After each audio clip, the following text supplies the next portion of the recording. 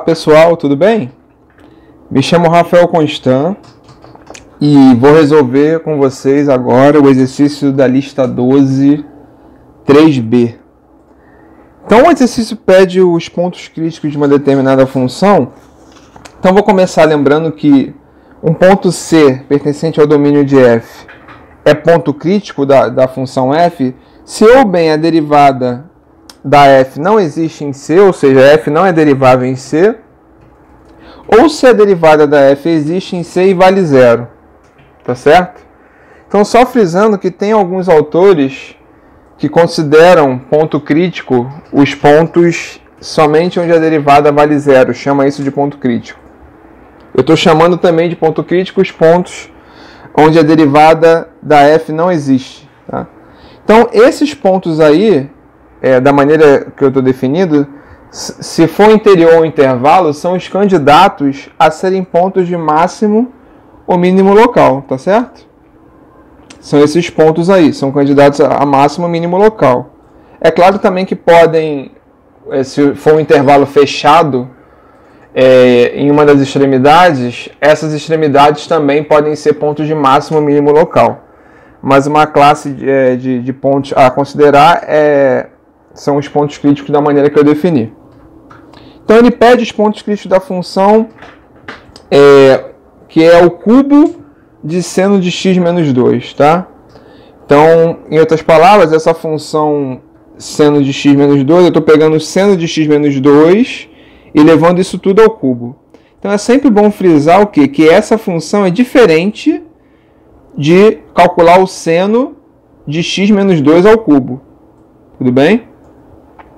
Então, essa função, ela é derivável, como ela é a composição de seno de x menos 2, que por sua vez é a composição de seno com x menos 2, e eu estou pegando essa função, seno de x menos 2 levando ao cubo, essa função vai ser derivável em toda a reta, como nós vamos observar. E a maneira de mostrar que ela é derivável em toda a reta é utilizando a regra da cadeia. Tá certo? Então, uma vez que nós derivarmos essa função, para achar os pontos críticos, nós vamos igualar a derivada igual a zero. Todos os pontos críticos vão ser aqueles que possuem derivada igual a zero, porque ela é derivável em todos os pontos. Então, só lembrando, o que diz a regra da cadeia? Diz que d dx de f de g de x tem mais um parênteses ainda, f', eu derivo a f, aplico em g de x, vezes g' de x. Isso aí tudo quando a g for derivável, quando a f for derivável em g de x, no ponto g de x, tá certo? A regra da cadeia diz isso. Eu gosto de encarar a regra da cadeia da seguinte maneira, olha só. Chama g de x de u, tá? Então, é como, escrevendo na notação 1, é como se eu estivesse escrevendo assim, ó, d dx de f de u, que eu chamei a g de x de u, vai ser f' de u, vezes, quem seria g' de x? Seria u' de x, que eu vou escrever somente como u'.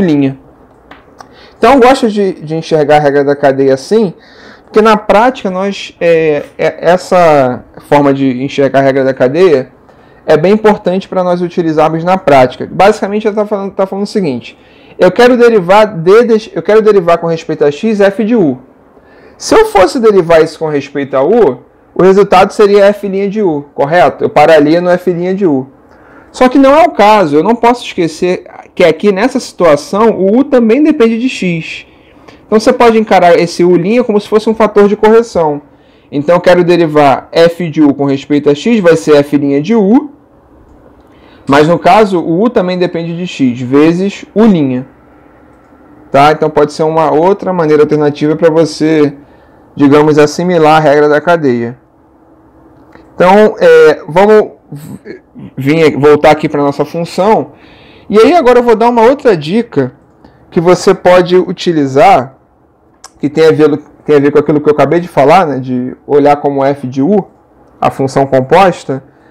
Eu vou dar uma outra dica que é a seguinte. Essa dica, eu considero, se você estiver aplicando ela bem, né, com paciência, escrevendo as funções corretamente, você não vai errar a regra da cadeia, tá?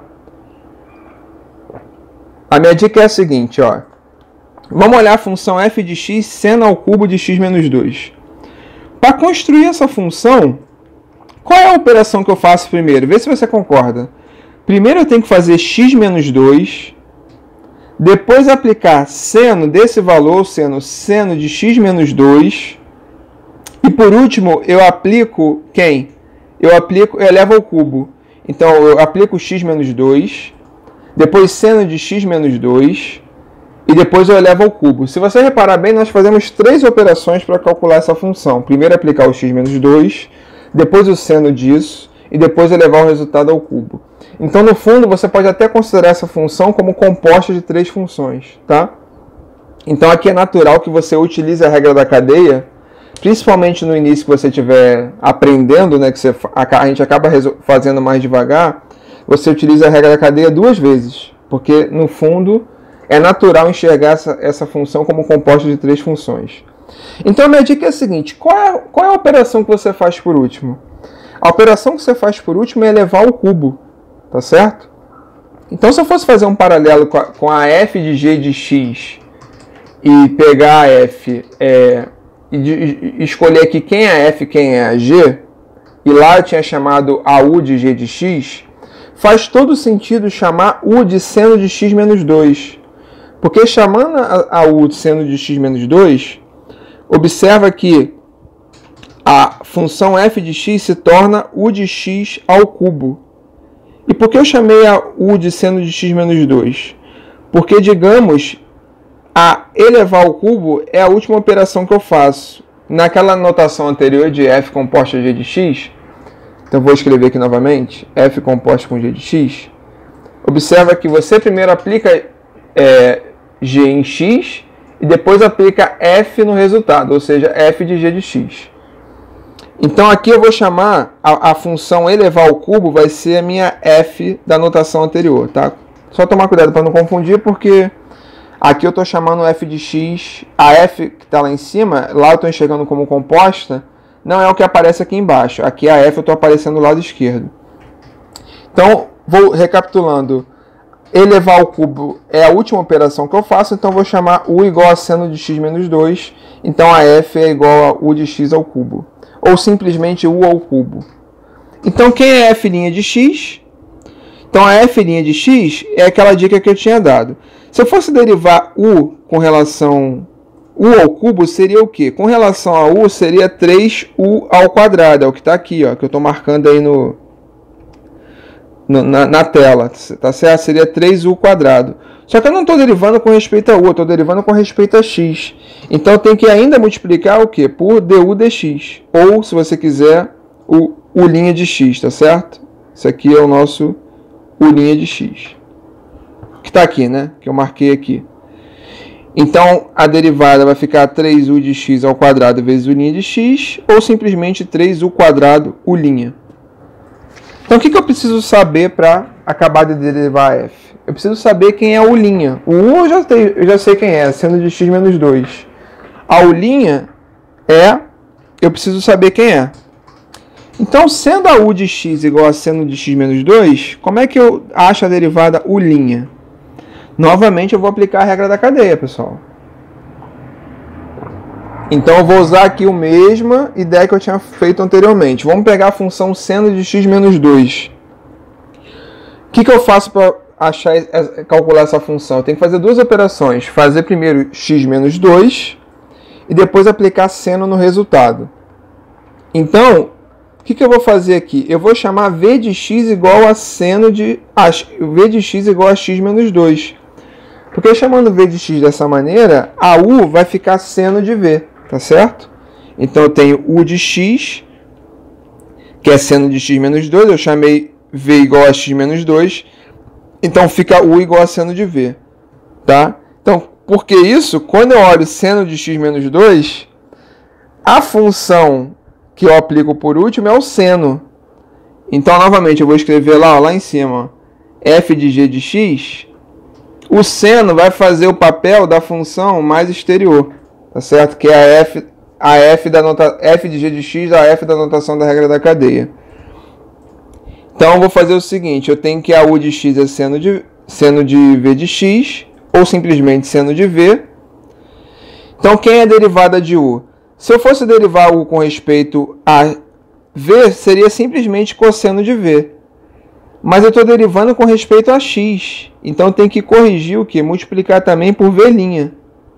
Mas como a v é x menos 2, quem no caso é v'? V' é igual a 1, tá certo? Derivada de x menos 2 com respeito a x é 1.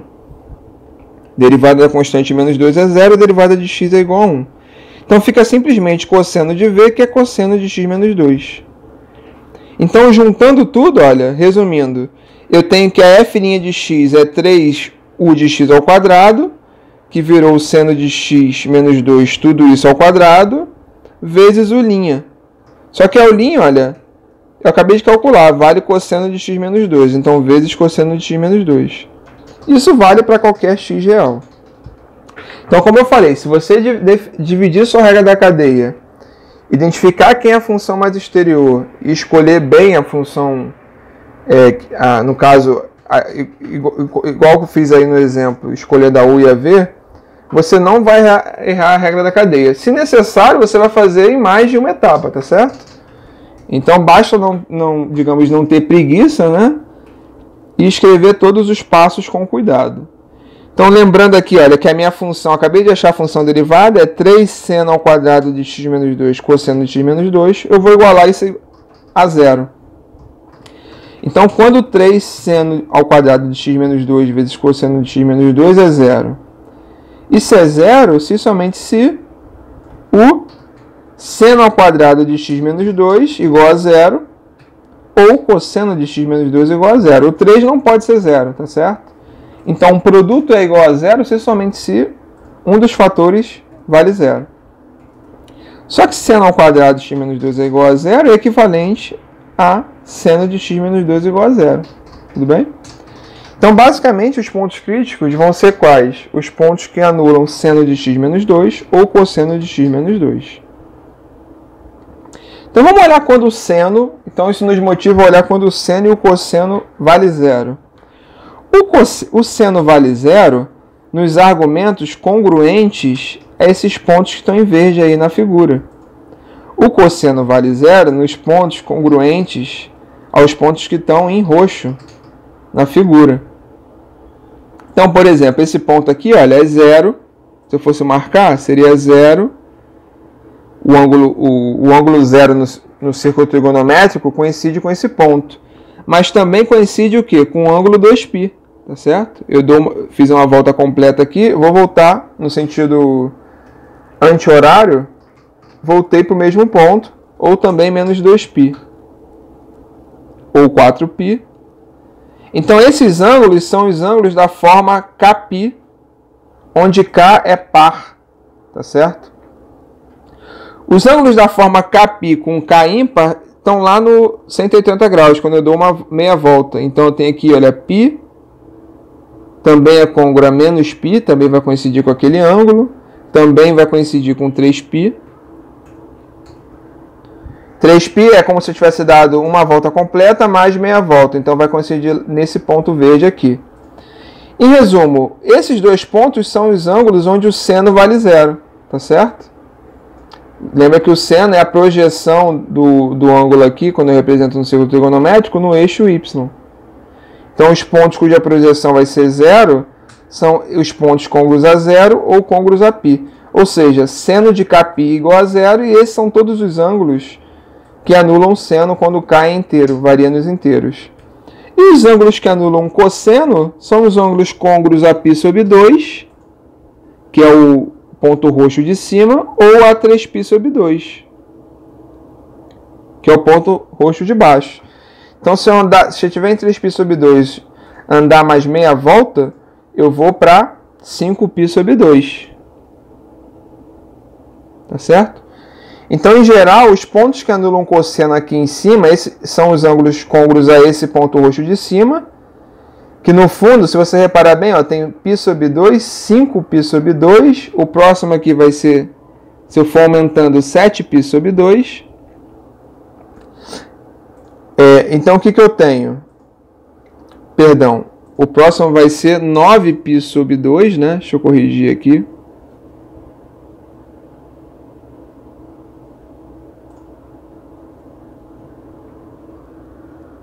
Nove π sobre 2.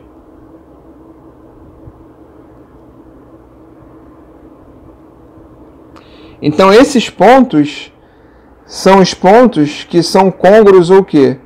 Esse fator aqui, ó, 1, 5, 9, deixam o resto 1 na divisão por 4. São ímpares, só que deixam 1 na divisão por 4.